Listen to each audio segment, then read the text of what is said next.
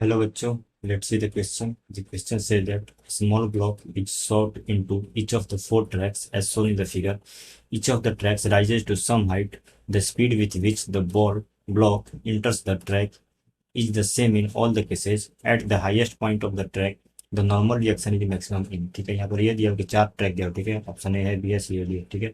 चारों में same velocity से उस ब्लॉक को थ्रो किया जाता है और सब में कुछ न कुछ हाइट तक जाता है, ठीक है। तो यहाँ पर ये पूछा है कि वो अपने जब मैक्सिमम हाइट पर जाएगा तो नॉर्मल रिएक्शन फोर्स मैक्सिमम जो होगा उसका रिलेशन क्या होगा इन चार ऑप्शन, वो हमको बताना है, ठीक है। सो आइए इसको सोल्व करेंगे। सबसे पहले से की कंसेप्ट हम लोग लिखेंगे कि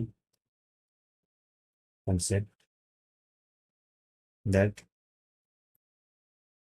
normal reaction force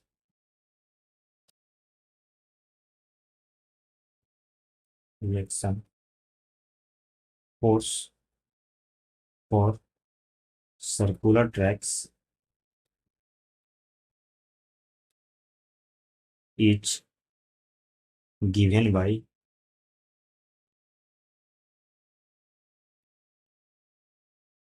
n equals to mv square upon r minus m जो, ठीक है। ये हमारा जो है नॉर्मल का इक्वेशन होता है, ठीक है।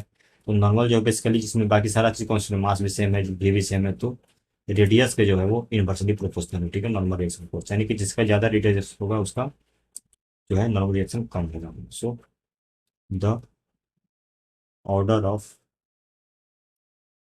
नॉर्मल रिएक्शन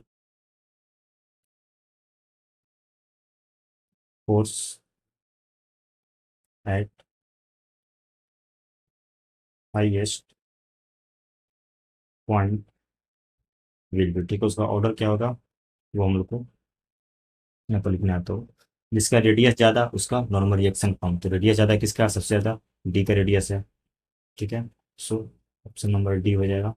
उसके बाद उससे कम रेडियस सी का है, ठीक। उससे कम रेडियस बी का है और उससे कम रेडियस ए का है, ठीक है। यहाँ पर एक क्यों कम, क्योंकि यहाँ पर देखें कि ये सबसे छोटा सर्कल बनाएगा, इसको जब एक्सटेंड करेंगे तो ये उससे बड़ा बनाएगा और ये उससे भी बड़ा बनाएगा और ये बहुत बड़ा बनाएगा, ठीक है। सो ये जो है हमारा नॉर्मल रिएक्शन फोर्स का ऑर्डर हो गया, it is our correct order. Hope understood it will best of luck.